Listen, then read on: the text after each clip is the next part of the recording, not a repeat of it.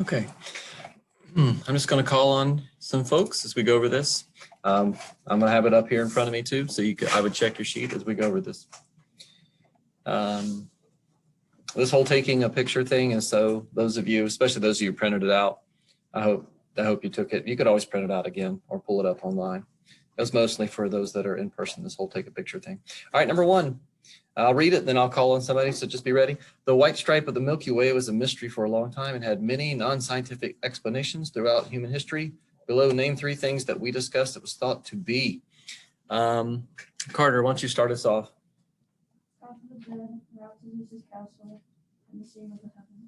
Okay, a route to the dead.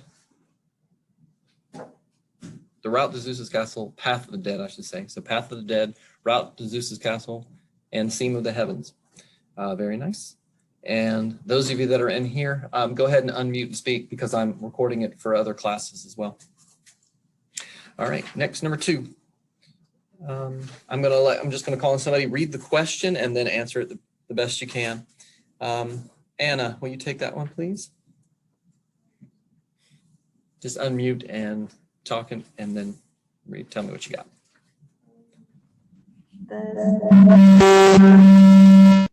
Say what, we won't unmute. Go ahead. I'll read it. Today we have come to understand that what the stripe really is in your own words. What is it? What'd you say?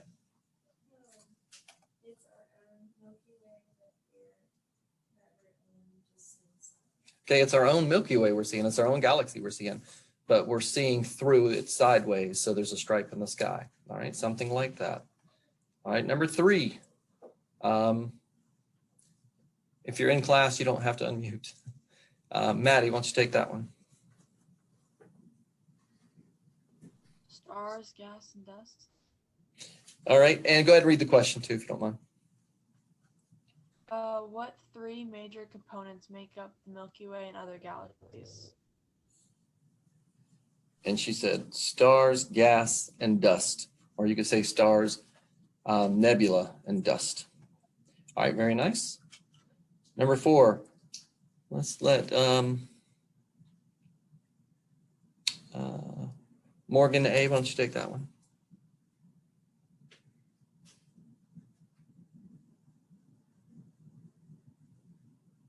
I don't think her sound is working. I think she has to type it. Okay, about how long is the Milky Way thought to be? And we're gonna go ahead and say the length from side to side. If it was a Frisbee, it'd be the whole size of the Frisbee, if you will.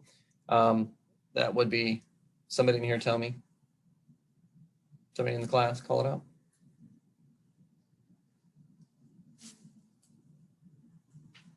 Did y'all get? 100,000 light years. Yes, very good. Number 5, about how wide is it? How thick is it? The thickness of the Frisbee? About 1,000 light years. Number 6, in keeping with astronomy's tradition of logical naming, what is the large, fatter mass of stars in the middle of our own galaxy? Nathan, what's that? Central bulge.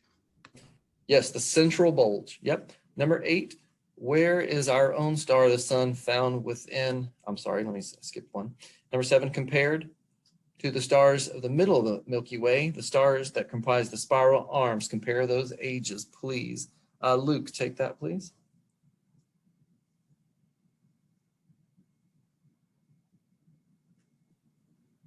The closer stars are younger. Okay, and I'm not sure about the closer part. I think you're thinking of the galaxies. But as far as our Milky Way, the ones in the arms are indeed younger. Yes. All right, so number 8, where is our own star, the sun, found within our galaxy? I'm going to take that one. It's about 2/3 of the way out. It's definitely closer to the outer edge.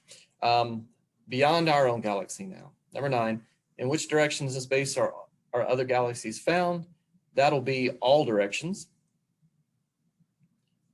Number 10, using dots to represent galaxies, draw 25 dots and show how they tend to be found in space. So look at your dots. Here's what they should look like. They should be in clumps. So you should have a few kind of near each other here, and then some space between them. That'd be a void. And then a few a little in another place close by. Actually, voids are a word we use when we compare superclusters, not just galaxies. But they should be in little clusters. Number 11, what name is given to the galaxy that are closer to the Milky Way? What name is given to the galaxies that are closer to the Milky Way? So in other words, the ones close to us, if that's not clear. Morgan D, what'd you put for that one? I put local group, but I don't think that's right. It's right. It is the Okay. local group. All right, number 12, name a few galaxies that are near our own. I'm going to take this one. I'm going to say all three. The ones that we said officially are the Large Magellanic Cloud, the Small Magellanic Cloud, and the Andromeda Galaxy. All right, 13. Astronomers sometimes say that looking at stars and galaxies is like being in a time machine. What might they mean by this? Please use Andromeda Galaxy as an example. I'm going to take this one because it's more open-ended. So when we see Andromeda, we're seeing as it was how long ago? Somebody in the class just called that out to me.